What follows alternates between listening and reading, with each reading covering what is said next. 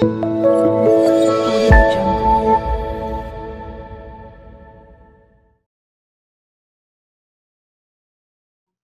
we'll use this Tf-Idf vectorizer object in from sklearn library. So it's available in this feature extraction.txt, right? And we'll also use this cosine similarity object, which is available in sklearn.metrics.pairwise. So it's pairwise because cosine similarity will it will calculate this for a pair of items or pair of objects, right? So again, we have the same set of data which I already walked you through in the last lecture. So we have the shared articles CSV, then we have the data for users interactions for those set of articles. So we follow the same set of steps here, right? So everything is same here. So let's straight away understand how we can obtain the vector embeddings for each word in our corpus. So a corpus is essentially the set of all words which are there across the descriptions of all items. So that is our corpus. That means the total set of words which we'll have in our data, right? And a particular document would correspond to a particular description here. So in this case, this will be a particular document, but a combination or aggregation of all these documents will be our corpus, right? So a document, of course, consists of a set of a number of words here, right?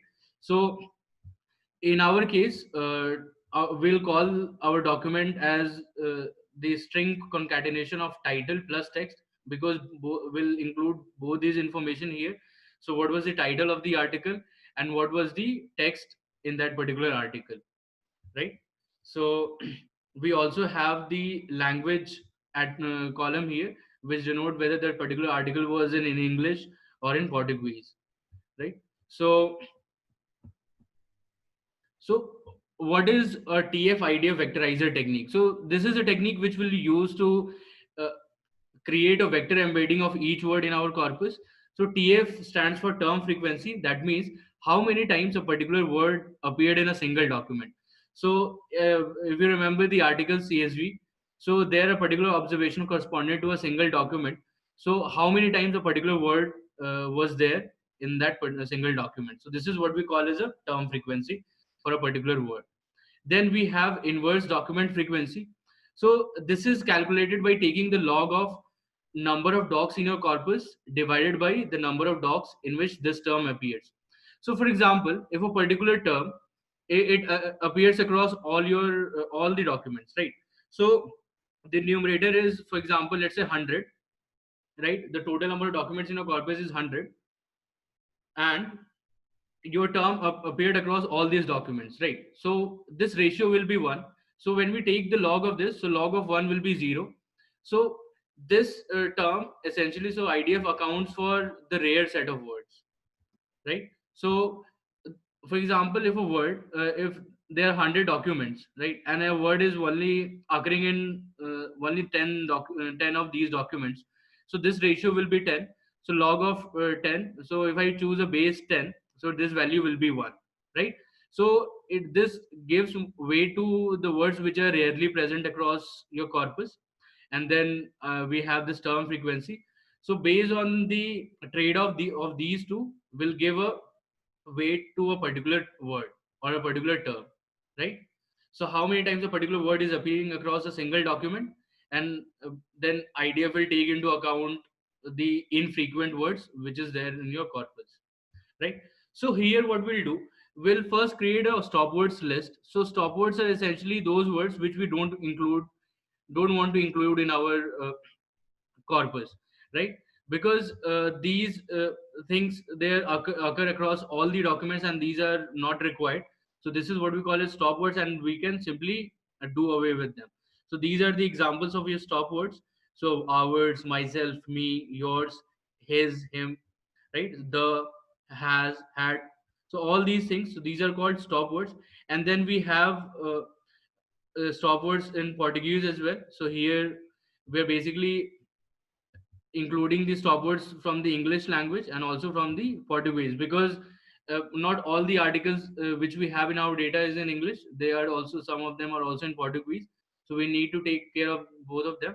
So we add both the set of stop words from English and Portuguese language, and we store this in stop words list. So this you will get from the NLTK library, which is a very popular library for natural language processing, or what we also call as information retrieval, right? So we'll now create a vectorizer. Essentially, this is to create a vector embedding of each word. So here there are certain things which you need to focus on, certain parameters here. So n-gram range.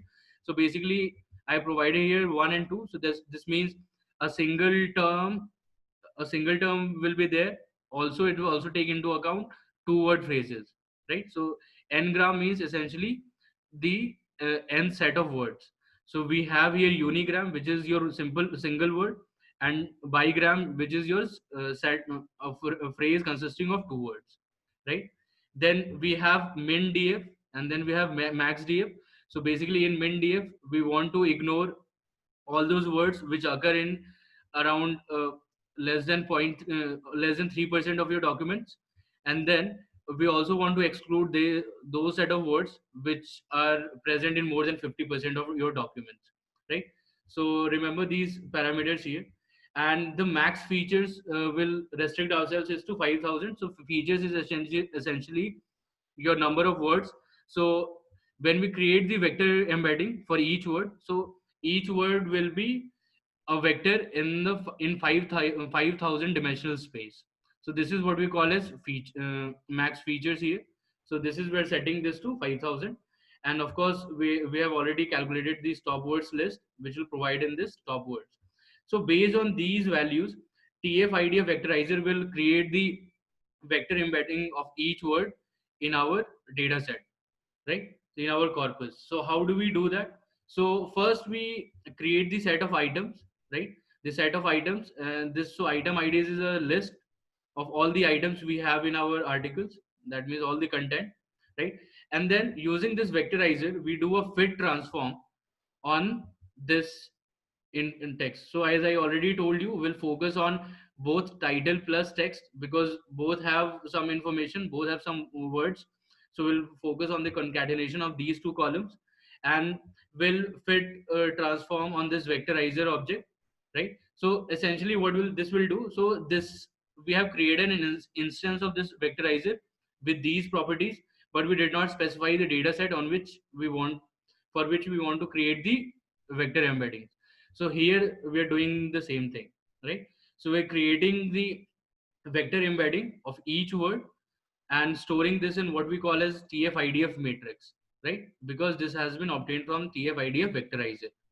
So this will be your matrix of Tf-Idf. So one you will have term frequency, and the other will have inverse document frequency, right? And of course your feature names can be obtained from this vectorizer, which is essentially your words. So features here can be used in conjunction with the word, right, or your term. So we have created a Tf-Idf matrix here, which is of dimension 3047 cross 5,000. So 5,000 is your number of words which we have restricted ourselves to, right? And 3047 is your number of articles, that is your number of documents, right? So this is the Tf-Idf matrix. So each row will be your a particular document, and each column will be your a feature, that is your word. So we're restricting ourselves to maximum 5,000 words, right? And so we can see what are our features, that means what are our words in our corpus. So this is what I've stored in Tf-Idf feature names. So all these words are there in our corpus. So action, activity, and these are of course alphabetically sorted. So angular, arrived, array, right? So we have some Portuguese aumenta. So this is a Portuguese word, right? So we have a lot of words, and this feature name list contains the set of 5,000 words, because we do not want to create much higher dimensional space because of computational intensity, right?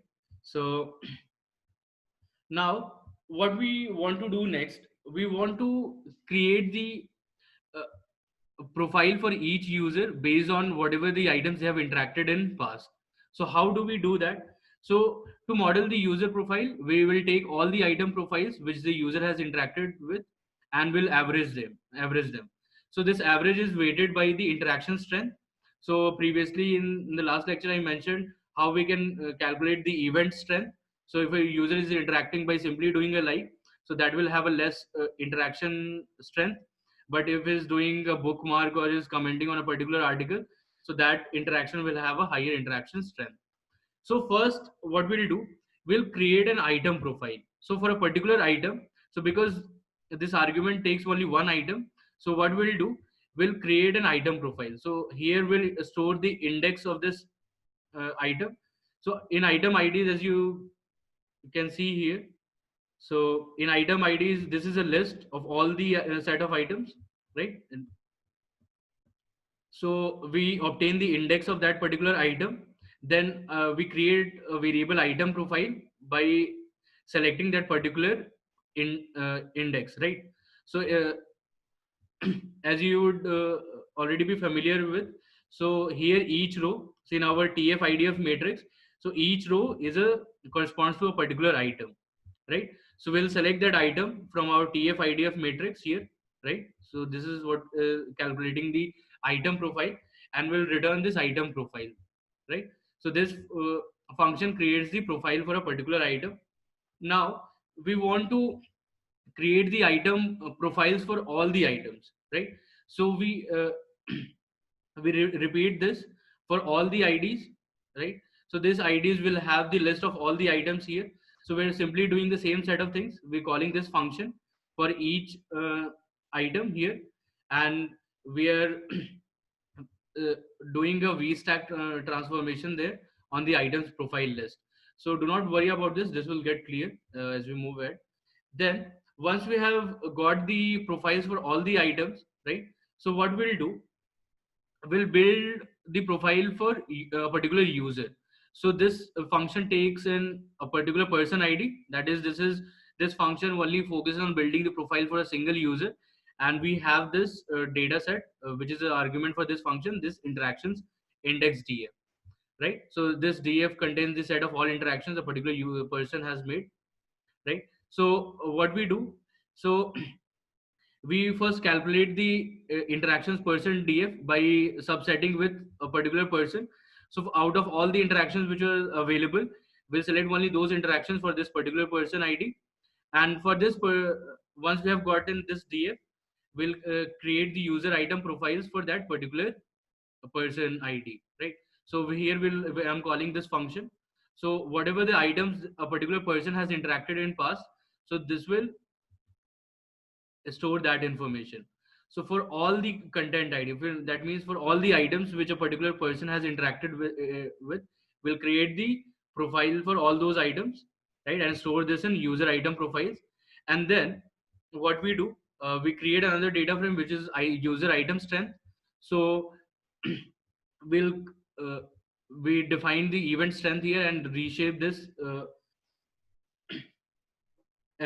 reshape this matrix, right? And next what we do, as I mentioned above, what we'll do, so across all the item profiles a particular user has interacted with, we'll take a weighted interaction strength, right? So this is what we'll do here. So we'll calculate the weighted average of item profiles by the interaction strength.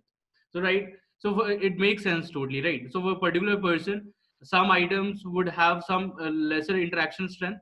So for example, if a person liked a particular item, right, so he would bookmark that, or he would have followed that or commented on that, right? But if a particular item was not very suitable for a particular user, then he would have less interaction with that. That means he at most he would have simply liked that particular article, right? So we are kind of accumulating all those information here by taking the weighted average. So how we do that, so we'll simply multiply the user item profiles with the user item strength, with their corresponding strengths, right? And then we divide that with the sum of all the user strengths, right? So this will create the weighted average of the user item strength. And here we normalize this this sorry. So here we'll normalize this user item strength, which is your weighted average of item profiles based on the interaction strength of the corresponding items, and will return this normalized user profile, right? So this function focuses on a single person, right? Because this has a single person id, so this function focuses on a single person and assesses the user profile across all the item which he has gone through in history or interacted with in history, right? So we then again do this for all the users. So here we'll call this function build users profile, and here we'll do this for all the persons, right? So in our interactions index here we have the list of person ids. So we'll iterate through that, and we'll build users profile for each person, and we'll return that users profile. So let's see how a user profile looks like.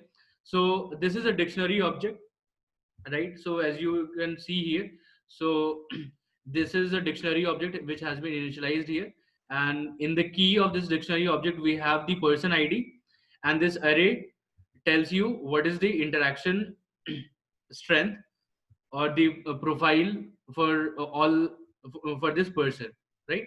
So what is the weighted average interaction strength across all items for this particular person. So this is what the user profiles has. So this has information uh, for all the users here, right?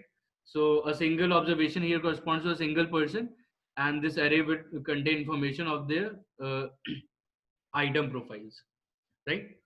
So or sorry, user profile. So we have this for all the users here, so around 1100 of them, right? So now let's take a particular look at a particular user profile. So as you know, a particular user profile, it's a unit vector of 5000 length, right? And the value in each position will represent how relevant a particular token for a particular user. So I have taken a particular user id here, which I'm subsetting from user's profile, and I'm converting this into a data frame. So it looks like this. So I have the top relevant tokens for this particular user ID. So he is mostly looking at articles which are on machine learning, artificial intelligence, graph network, graph algorithms, right? Deep learning models, research intelligence. So whatever the items this particular user has interacted with, so the most relevant tokens are in this order, right? So that means there's 30% relevance of learning, that means, and 25% relevance for machine learning, that means this particular user is interacting with articles which mention these tokens, right? So this is what the information there is in a user profile, right? So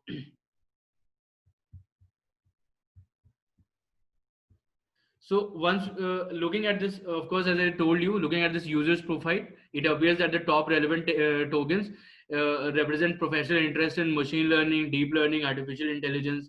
Then we have some words from cloud platform as well, Google Cloud, right? So this gives you a basic profile of the user's interest, right? So what kind of articles he mostly goes through, and based on this user's profile, we'll try to make a recommendation, right? So how do we do that? So we again, as similar to collaborative filtering recommended, we create a class object called content based recommender, and here what we do, so we create a function. It has two attributes. One is your item ids, that is your list of items, and then this is your items df. Basically this is the articles data which we earlier came across. So this class, this particular content based recommender class, has a function get similar items to user profile, right? So what this will do, so first we'll calculate the cosine similarity between the user profile and all item profiles, right?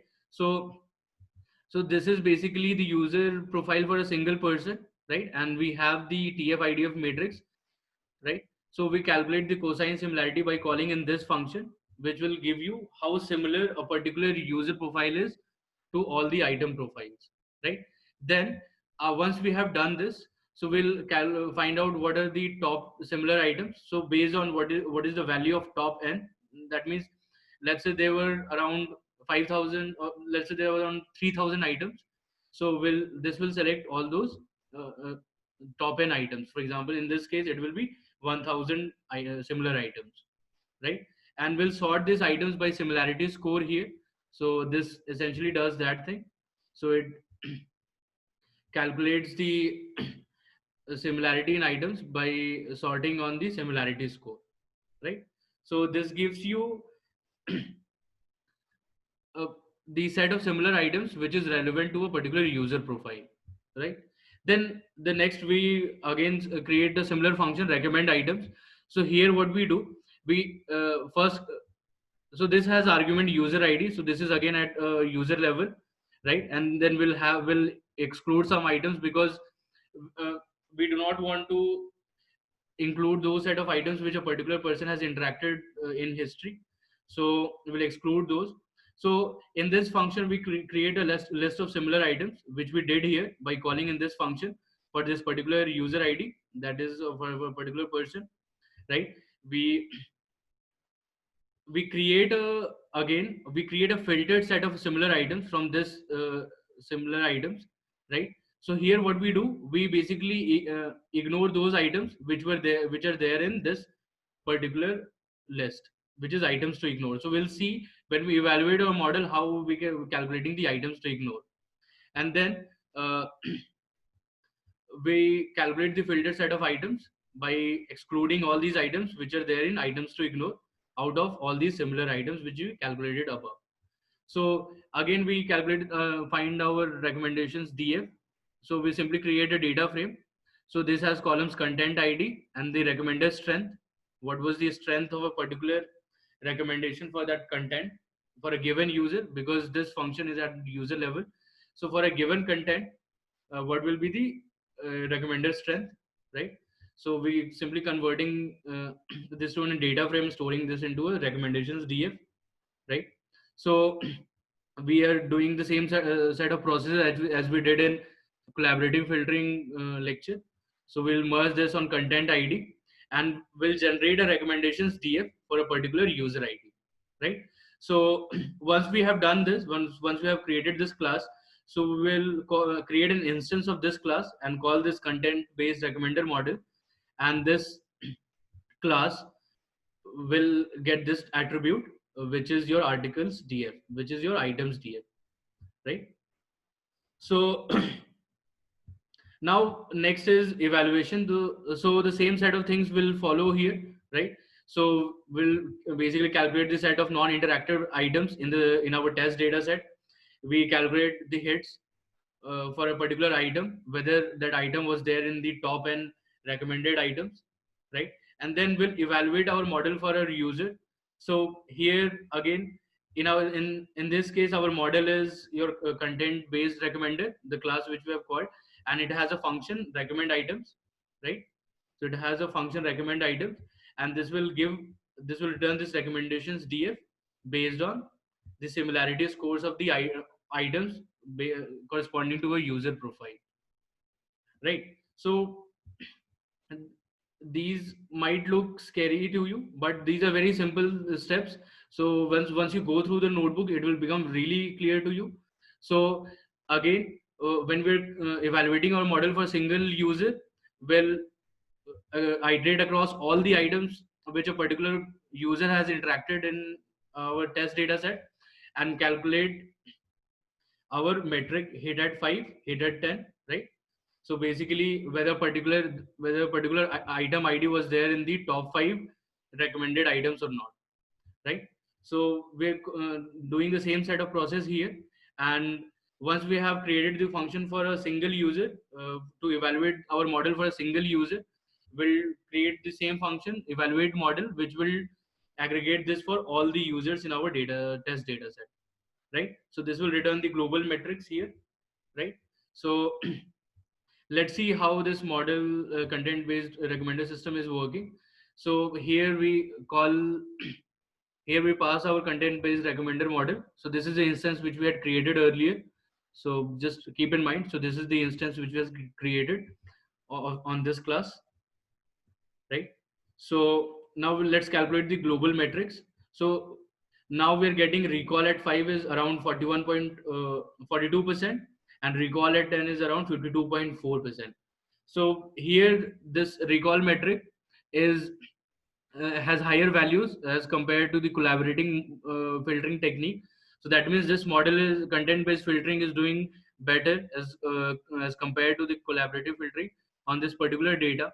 And that could be one of the reasons is in the collaborating filtering we only use the event strength. That means what was the interaction strength for each item for a particular user. But here we have some extra additional information. We have also created the item profile, and based on those we have created a user profile, right? So we have an extra layer of information, and that is what is contributing in improving the performance of this recommender system, right? So we're seeing in improved recall at 5 metric, recall at 10 metric is also improved there, right? So, and again of course we have the results at each person id level as well, so we can calculate the recall at 10, right? So we have the total interacted count for this particular user as 192, then hits at 10. So so out of 192 interacted items, so whether that particular item was there in the top 10 recommended items, so there were only 26 instances of such. So 26 upon 192 will give you your 13.5%. So this we have information for all the person ids in our test data set. And when you uh, average this or average this across all the person id, will get the global metric, which is we have here. Audio Jungle.